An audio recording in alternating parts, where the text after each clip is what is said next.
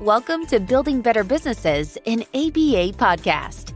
Learn firsthand from business owners who've built successful ABA businesses. Utilize proven techniques and strategies to help your practice thrive. This is Building Better Businesses, an ABA podcast with Jonathan Mueller.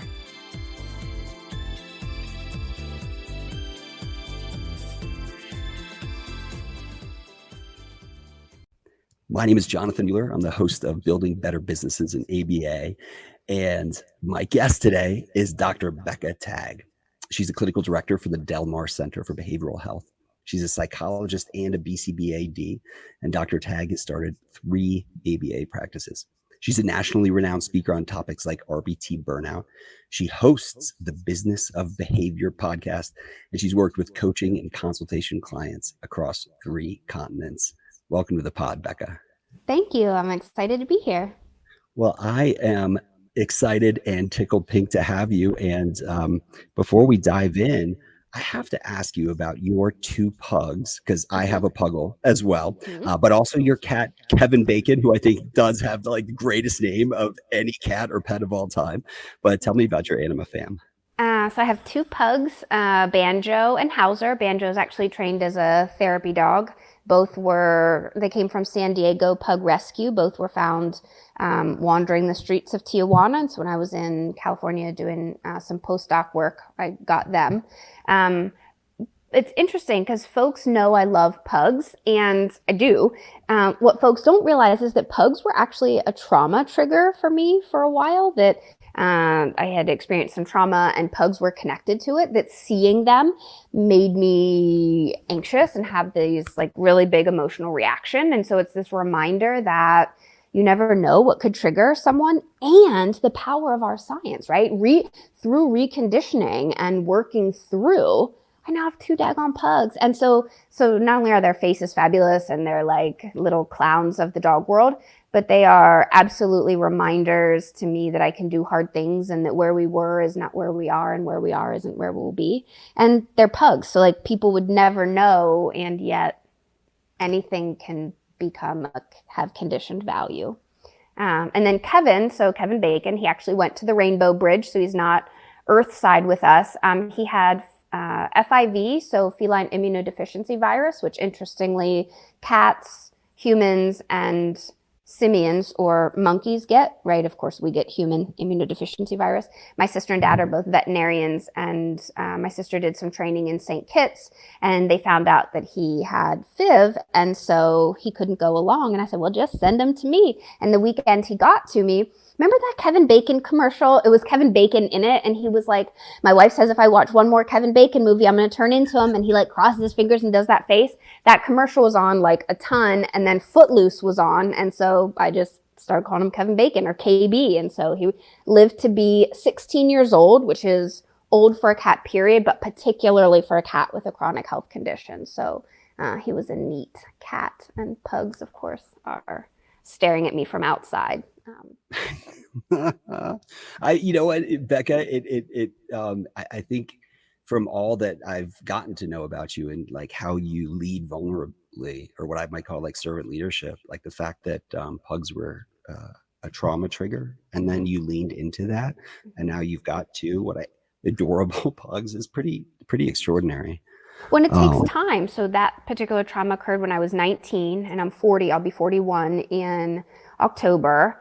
And I think I was 33 maybe before I was able to get a pug. And it was a fawn pug first, and the trauma was specifically around a black pug. And so it's also that reminder, it takes time. You can't rush it, and the time's going to pass anyways. So how do you want to use it? Oh my gosh, said with the wisdom of Buddha. Or my mom. That was something my mom said when she would say, I was worried about going back to school for another degree. And she was like, well, the time's going to pass. Do you want it to pass and be potentially in a job you like better, or doing something you like more? Or do you want to be in the same place wishing you had started then? And I feel like when you become a mom, you just also get this Buddha-like, knowledge. And so a lot of those gems come from her. And the longer I live, the more valid they become, the more they resonate. And so I just think that's cool. It's like us growing into like being able to receive that wisdom, right? It's From a others. spiral staircase. I think of growth and therapy as like the spiral staircase. You keep coming back to the same stuff, but from different vantage points, that it's not this linear, it's not like a failure that you keep coming back to the same things. You're in a different vantage point. And so you see things differently, and then you can do things differently, you know? Yeah. Well, I once heard you say, Becca, that everyone deserves to live their best life. And like to this day, that phrase gives me goosebumps. What do you mean by that? I think what I mean is that I think it's Morticia Adams says that what's chaos for the spider is perfect for the fish, or something along those lines. And I think I like quotes. Other people put words together much better than I. And then it's extra important to be sure I give credit where I heard it. And so it's this idea that there are a lot of periods in my life when maybe I was living like a spider and everyone else was a fish. And I really thought that meant I was doing something wrong, or that something was wrong with me, that I wanted a certain kind of life, or that I wanted to do things a certain way, or that I felt like I needed to do things a certain way. And that's not actually the case, that, you know, I can live in the way I want. I mean, look, don't hurt people, you know, but like if I want to stay home but somebody else wants to travel, those can be both of our best lives. It's not like there's one right or wrong way. That comparison is so difficult, that makes things more difficult, that when we can really be okay with whatever's important to each of us, then we often feel better and living aligned with our values, and that might look different for different people, and that's okay. It's almost like giving ourselves permission that like, hey, this is the life we want to be leading. And that changes, right? So I used to go out and do a lot of things, and, you know, now I'm 40, I have MS. I really am very content to be home a lot. You know, I like being in my house. I like reading. I like to go out and do things, but not in the same way that I did before. And that maybe when I noticed that shift, I thought something was wrong, or like, oh my gosh, I'm boring. Well, but maybe this is just what I like. And there's other people that like doing these things too, instead of trying to be what I thought everybody else wanted me to be, or needed to be, or should, right? And should all over ourselves. And that's not true. You know, it's okay if I am super stoked on what I do. So then I work a lot, or I read a lot of books related to psychology or ABA. That's allowed. You know, you can call it a nerd if you want, but like I'm allowed. And it's okay if you don't. You know, it's okay if other folks' primary reinforcers comes from a different hobby, or, I mean, it's wherever it comes from is okay. And sometimes we don't always acknowledge that it's okay. Yeah. Hey, tell me a little bit more about your multiple sclerosis journey. As I understand, you got diagnosed a couple years ago. Yeah, it was the most COVID birthday present. I got MS. Nobody in my family has it. Well, now my sister does. She got diagnosed at 38, and I got diagnosed at 38. So it's been 2 years, 2 and some change, almost 3, I guess. It was stressful, right? COVID was stressful, is stressful. Maybe it's not past tense. And my foot sort of felt like it fell asleep. And I remember standing at the clinic and kind of like stomping my foot and being like, oh, I must have sat weird or something.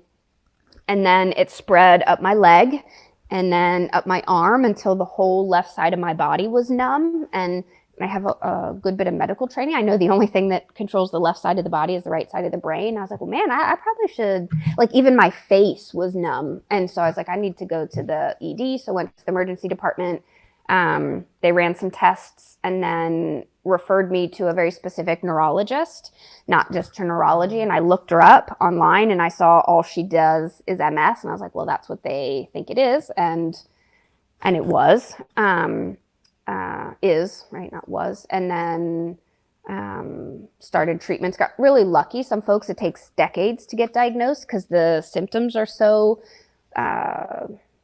different. They call it a snowflake disease, where it looks different in each person, which resonates, right? It's a spectrum. Many things are. And so I did 2 years of chemo that hopefully will help. And the biggest thing is to avoid stress, which, right, is like saying, don't think of a pink elephant. What's in your mind's eye right now is a pink elephant. But it, when your health is, when there's the potential to not be able to do things like walk or pee on your own, or like I've spent a lot of time investing in this brain to be able to use it and really enjoy,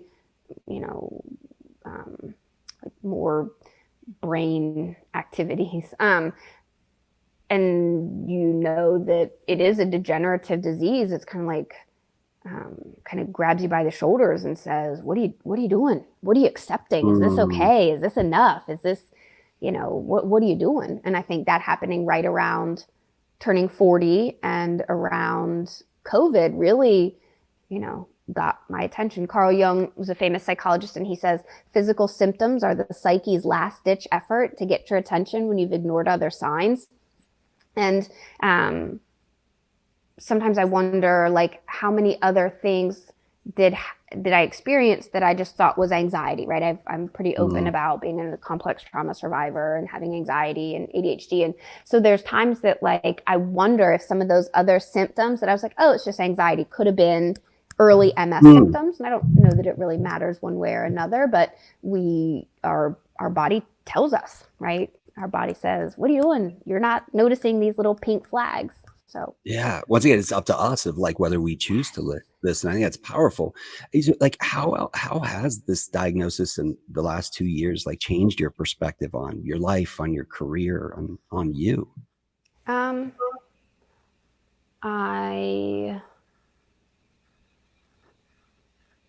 a variety of ways that I guess, right, my pause is, it's almost, there's a day-to-day different answer. It's that I have really leaned in more to balance being a dynamic process, not static, which I've been working on probably at least the last decade already. But this idea that, like, some days I can do a lot and some days I can't. Like, I got COVID fairly recently, and the fatigue and the exhaustion, and it took me longer to kind of come back from it. My fevers were higher. And some of that's my immune system overworks. And so some days I just can't do the same amount as I could another day. And instead of trying to push through, I have to stop. My neurologist says, one of the really important things, avoid stress or manage it well, right? You can't avoid stress. It keeps us alive, but it's what's my relationship with it. And that I can't borrow energy from tomorrow. Like, I can't dip into tomorrow's energy resources to get through something today. And I think if I look back, that is something I've done. And because that reservoir filled up faster, I could do that and kind of get away with it to some extent, but I really can't now. And so it's setting some different boundaries with work, but the type of work and with other people, like having to say no, even when it's something I want to do, right? It isn't just, if you don't want to do it, then it's a no. And if you want to do it, it's a yes.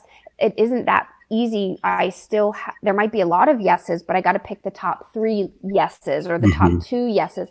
And sometimes that's really hard, that there's stuff you want to do and I can't do all of it. And that self-compassion and,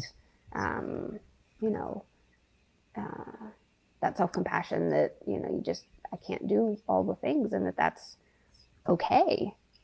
Well, Yeah, it sucks, and it is, right? It's not that it's okay. right. It is. And so I can sit and be, wound up about it, but that's not going to change the lesions in my brain. It's just either we can do stuff or we can't. Like, one of the things I'd wanted to do this year was to expand to 2 different clinics, to 2 different geographic locations. And then some things came up and we had to put it on hold because something else needed my energy and I just don't have the extra. And so that was a real bummer, and we had to do it, right? At what cost? What would the cost have been to push through and do it just because that was my plan, right? It's a dynamic process. We got to change the plan as things change. And I don't know that I always did that as early as I do now, because I kind of have to. Does that make sense? It does. I mean, you have this level of self-awareness that's like really extraordinary. And I mean, what you just mentioned about plans change and you've got to like change with that plan.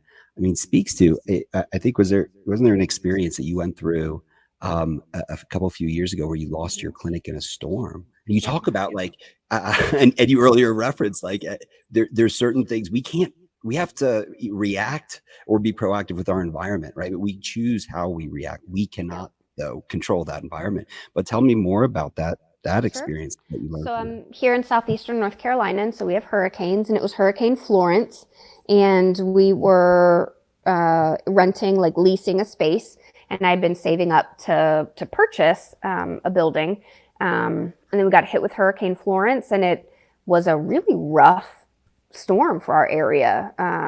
It rained for a long time, and our clinic space had been at that time had been a salon before that. So there were a bunch of like small sinks in different rooms that we had a plumber come and cap, and some that we still were using. And the pressure burst the pipes, and everything sat under 7 inches of water. And so, you know, if you think about anything plush, or we had like mats in a gross motor room, those mats have like not fabric, but like foam inside. I mean, water gets in there, and we serve medically complex kids. And I mean, you can't just keep using them. You can't like, my choice was that, you know, one of our guiding values is, you know, high quality care and doing the right thing always. And so you can't just wipe that off and then keep using it. You know, we weren't going to do that. So everything had to be replaced. Everything. And even stuff you don't think about, like paper. We hadn't scanned in every paper of of our health records into an EHR, or our staff files into our HR system. I mean, we'd scan most of them, but not everything. Well, paper molds and deteriorates, and you know, file folder activities. I mean, just printer, just everything was destroyed. And so we had to pivot pretty fast because the community was in a rough spot, and that's when our families need us most. And people had to work. And so we quickly turned to doing more home-based intervention. Usually we do predominantly clinic. We turned and did some in-home, and then quick found another clinic space to lease so that we could get back into a clinic space. And then really, I mean, just luckily, it's not luck, intentionally, we had money saved up for this other purpose, and instead had to say, we need to use this for something different, and did that. And it was hard. It was in September. And so like, it's what, August now? It's almost September. And so as September comes up, I start to get a little anxious. Like my body remembers these anniversaries of things like that, like the pugs, or, you know, it just, my body remembers. And there's a Bessel van der Kolk book called The Body Keeps the Score. And there's some sort of less than savory things about him and sort of how he got his work together. But memories, our experiences are stored in our sensory neurons in some capacity. And so sometimes I'll be like, what's going on with me? And then I'll look at the date and be like, oh, damn, that would be that, right? And Facebook memories might show it to me, or we'll get close to like hurricane season starts up again. And it's just these reminders that you got to pivot. You have to do something, right? And so I chose to use that money, get going again in a clinic, help pay our staff so that they weren't worried about that. And I think folks don't always realize, like, FEMA doesn't show up. I mean, help comes, but it's not in the same way for small businesses. Like, FEMA offered us a loan, but I mean, I was worried about paying it back. I didn't want a loan with an interest rate, a low interest rate, but an interest rate nonetheless. And we live in a lower SES, like it's not an affluent area. And so there just isn't this abundance of resources that you gotta do something. So,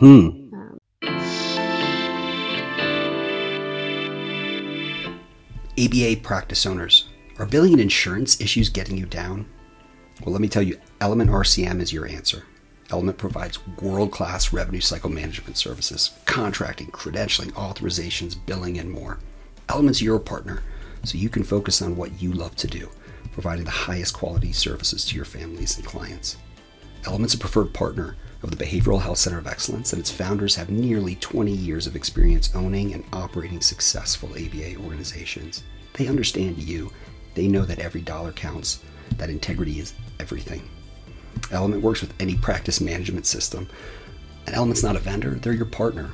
So find out more and take a free revenue cycle assessment at elementrcm.ai.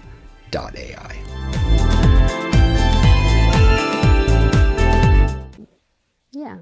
What did you learn about yourself as a leader, and like how have you applied that? So it's almost like you went through that, because this was 2018, Hurricane Florence, I'm guessing. And then, I mean, was this sort of like a prep then for COVID? Like, what did you learn? I have lived a lot in my 40 years. So I think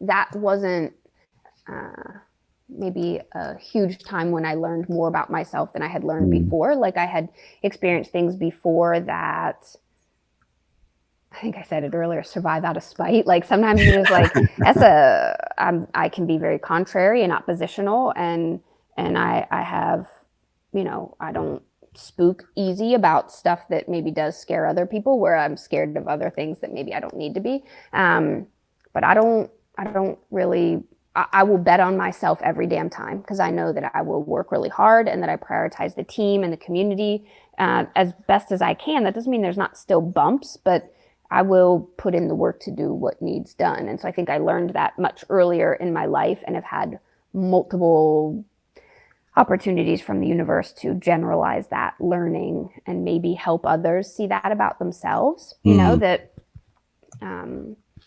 Amy Merle is a psychologist, and she is open about some health issues that she has. And I think I remember getting diagnosed with MS and thinking, man, I'm not gonna be able to practice. And then I could, as a psychologist, and I then thought of her and how she does this great work and she shares openly about it. And I think when you see someone like you doing what you want to do, it feels like you can do it too. And so my hope is that folks maybe see or hear things that we've gone through, and that it didn't maybe go the way we had planned, but it didn't end everything either. And that reminds them they can do it too, right? Like it's hard to imagine doing certain things if you don't see someone like you doing it, or doing it in a way like you are.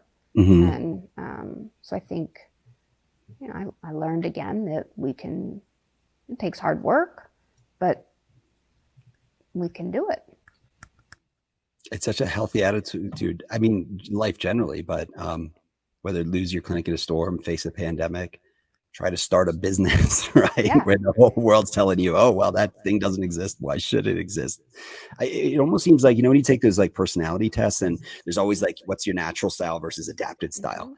I don't know. I feel, Becca, like with you, that's not two different things. Like what you see and hear as someone and the world engages with you is what you get. And what did it take to cultivate that?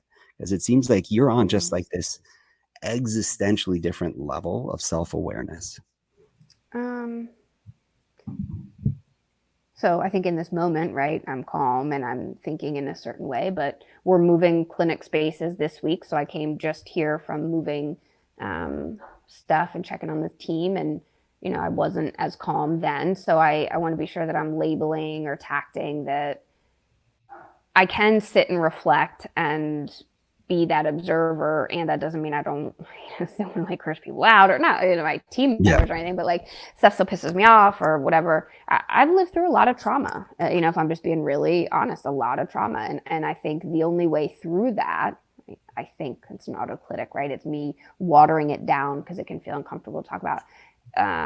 You kind of have just a couple options when you go through trauma, and again, survive out of spite. I am never going to let somebody else control what happens to me, because that's what trauma is, right? Is I didn't have control. And so someone else was able to and did make decisions that really hurt me in a variety of ways. And when that happens, man, you never are going to let that happen again, ever. For me, that's been my response, is I will never not have, I mean, we never have total control, but I'm not gonna so easily give it up.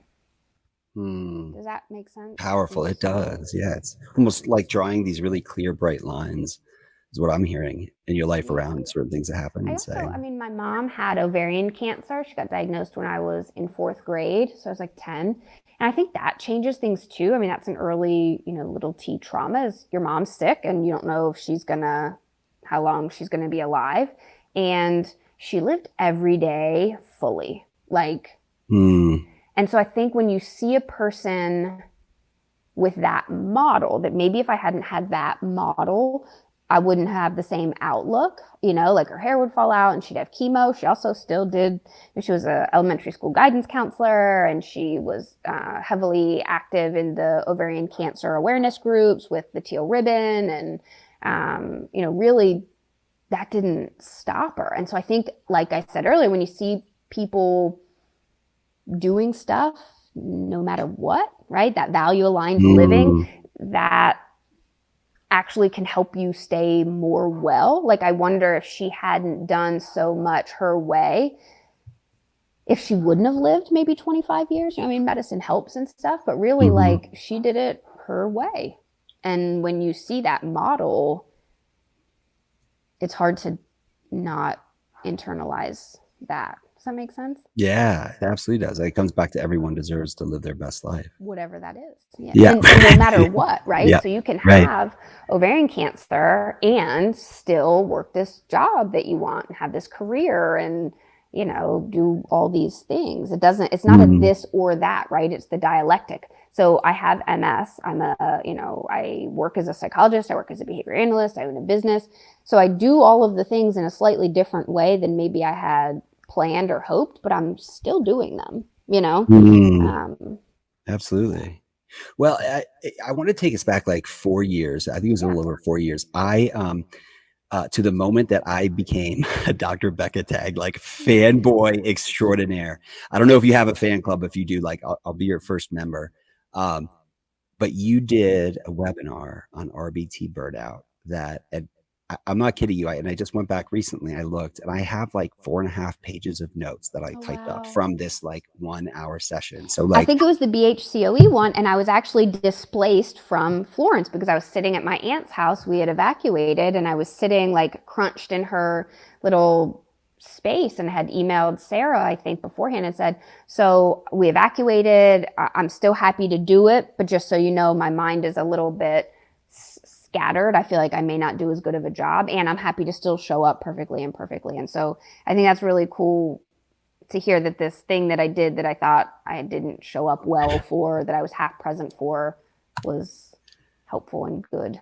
I'm not going to overstate this at all, Becca, that like the feedback that you had around thinking about how you build a culture that normalizes and, or at least it may not normalizes, but like labels burnout and the kinds of things that you did, that was like an inflection point. It was very early in the Ascend Behavior Partners journey. And it had so much profound effect on me. So I'd love to hear, like, how do you define burnout and what are some of the signs to keep an eye out for in our team members? So Dr. Christina Maslock is the one who sort of coined the term and really started doing research on burnout as a psychologist. And so there's sort of components that go along with it, but basically it's that you feel less personal achievement and you're seeing the folks around you in human services as not humans, right? And not like, oh, they're a toy on the wall, but you're like missing that humanness of who they are. And a lot of the symptoms are around not wanting to go to work, like calling out. It can be those physical symptoms, headaches, backaches, neck aches, negative talk around work or your job. And that can be outward talk, right? But also can be our thoughts, which is language many times. Even if our languages are more images, they tend to be negative. You start to think it's never going to get better, right? Which really butts up against depression. We aren't present. in a lot of ways. Sometimes we see an increase or a change in substance use, either more, oftentimes it's more or different substances. It can be more or less sleep. It can be more or less eating, right? Whatever is different from your baseline. And a lot of the symptoms or the behaviors really align with the symptoms and behaviors of depression, BD depression. And so you're not feeling well. You don't want to go. The risk is when we are humans humaning with other humans, the way I show up really can impact their experience. And if they have less power than me, which they do just by nature of them being the client and me being the facilitator, man, that's dangerous. Yeah. Have you ever calculated like the cost of turnover for your organization? For us, not really. And there's a couple reasons why. I know Todd Ward had done a piece that I read that he estimated between $5,000 and $12,000 for turnover for RBTs, and then for BCBAs, I think it's somewhere between their annual salary up to like 1.5 times of their annual salary. I think one of the things for us is we're here at, we serve a lot of military families, and so we have a lot of turnover, just a lot by nature of, for a few reasons, high turnover in clients, because we have folks who live here briefly, and then we employ some wonderful military spouses. So we also have them for a short period of time. So turnover is a big component of our particular operating system because of where we are geographically, and that we are here intentionally to serve military families. And so that's something that we had to build in a much larger chunk of our budget and resources than like when I was in San Diego. We didn't, because there's a military base there, but there's like, people exist there outside of it. Whereas here without Camp Lejeune, there's not really much. And so, I would say that it is extremely expensive for us, not just financially, but resource wise, like time. We have to, we really need folks to come in and join the team quickly. We also need to offboard people quickly. So, it's hard when people leave, but we have people leaving a lot just by nature of where we are, that, some teams will be together for like 20 years. We aren't going to have that. And that was really hard in the family. I'd love to have folks for that long. It would be easier and to have those relationships, but it also, my reframe is that our systems are really good for on and offboarding clients and staff, and that we get to connect with a lot of folks, even for short periods of time, that hopefully that's like that ripple connection, that we've spent a lot more on our training model for clinicians because we're going to have them for a shorter. And so my hope is that that's part of our value aligned community care behavior of helping the field of behavior analysis, like really investing in folks. It comes at a huge cost, but so does not investing in them. So if we can really help train folks well, and then they can go out in the world and sort of spread that on, that is resource well spent.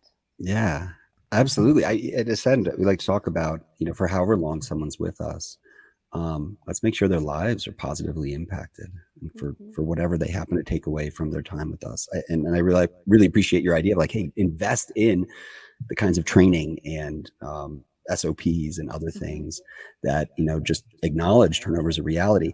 And, so we actually at Ascend calculate the cost of turnover, and it's well over $10,000 per RBT. And what I've always thought, Becca, is like if a CFO actually had in their chart of accounts in QuickBooks a line item that said turnover, guess what?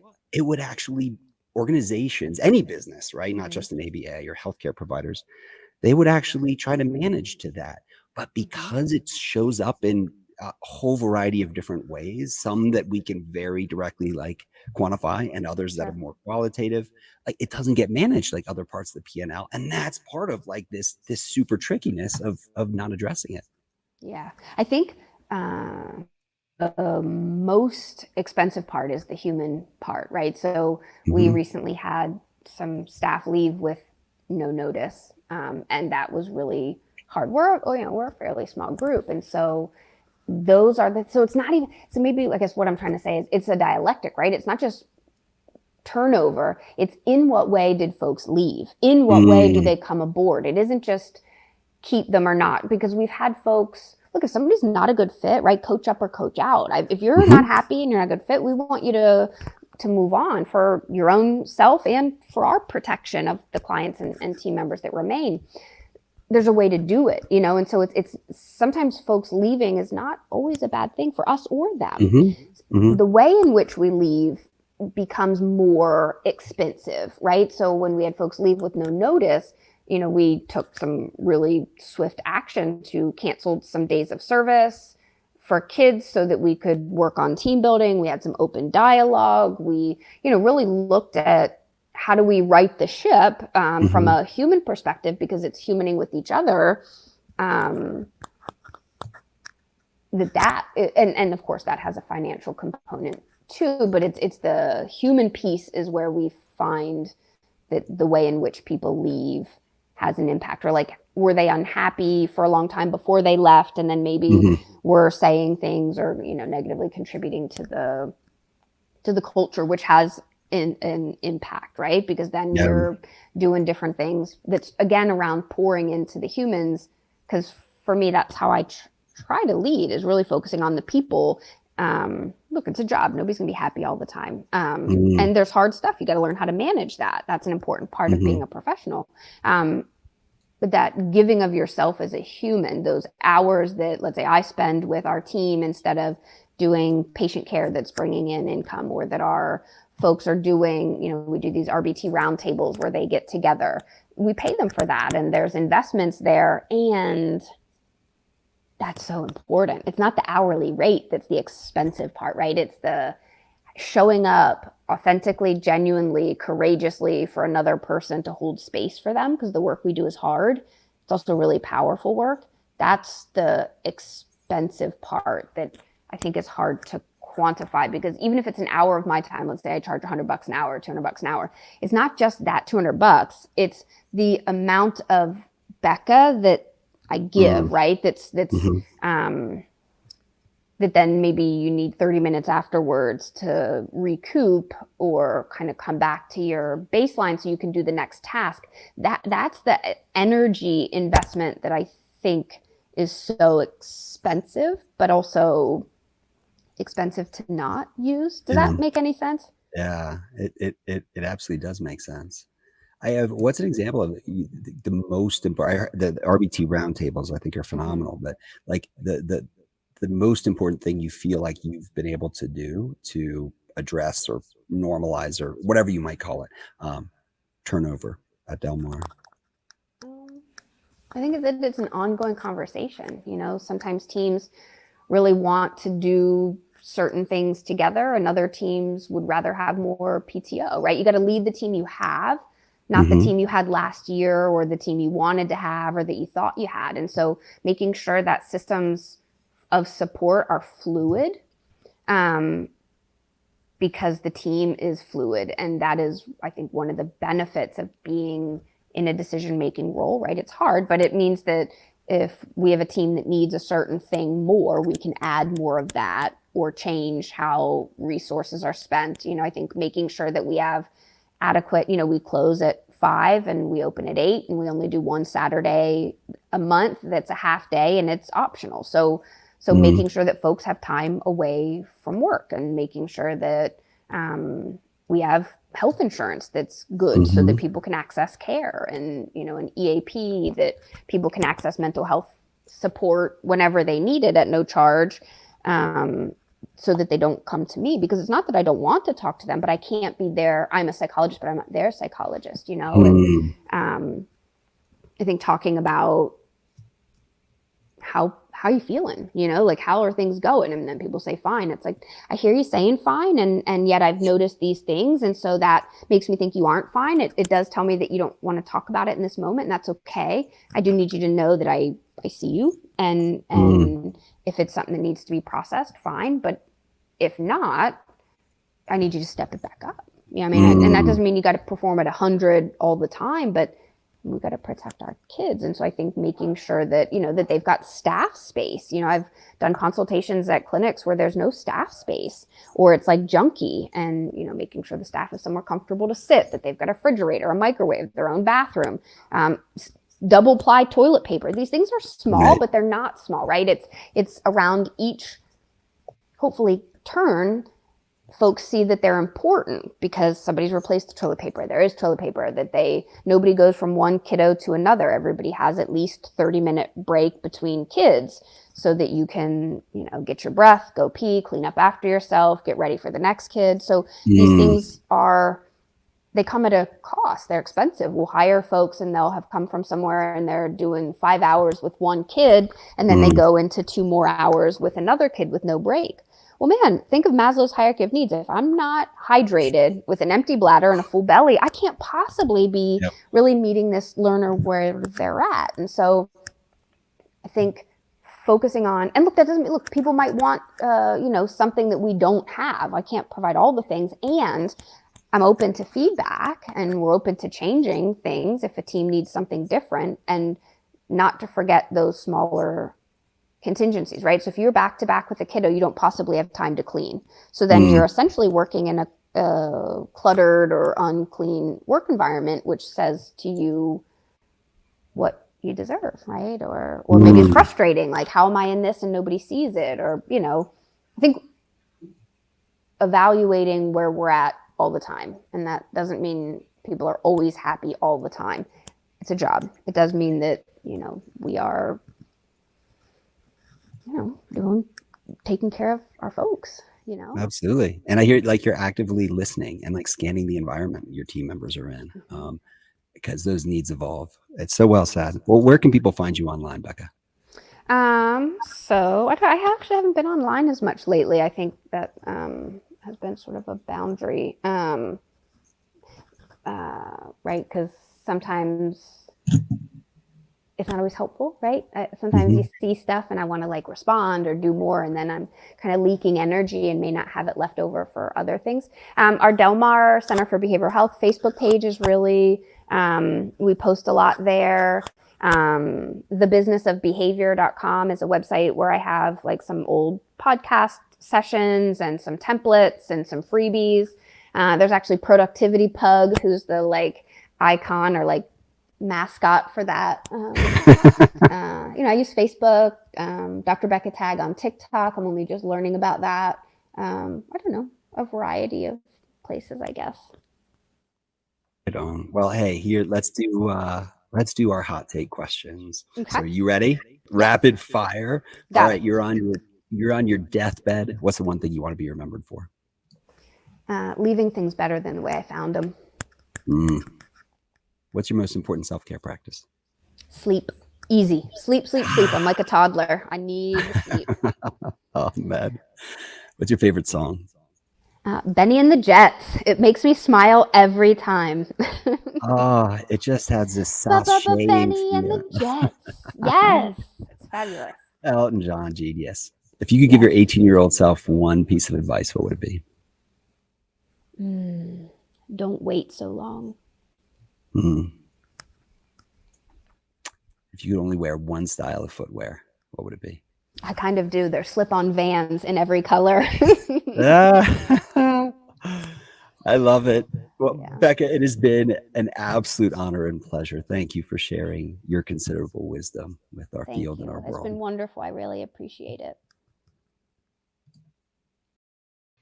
What up, listeners? Hey, I got something for you. If you like my Building Better Businesses in ABA podcast, you're going to love the Behavioral Observations podcast with Matt Sikoria. So I recently met Matt at ABAI, and let me tell you, I was just an instant fanboy. Matt's the real deal. His pod is all about stimulating talk for today's behavior analysts. So session 191 on his pod is on the behavior analysis of lying. That's right, lying. How awesome is that? Who does that? He also talks social skills, ACT, FAs, and so much more. His guests include Greg Hanley, Jonathan Tarbox, and other legendary names in our field. And as a BCBA, you can even get CEU credits through behavioral observations. You can find Matt and the Behavioral Observations Podcast on iTunes, Spotify, Stitcher, or your favorite podcast channel. Enjoy, friends. Thanks for listening to Building Better Businesses in ABA podcast. Stay tuned for our next exciting episode. In the meantime, please like, subscribe, share, and comment. We value your feedback. Don't forget to follow us on social media at elementrcm.ai.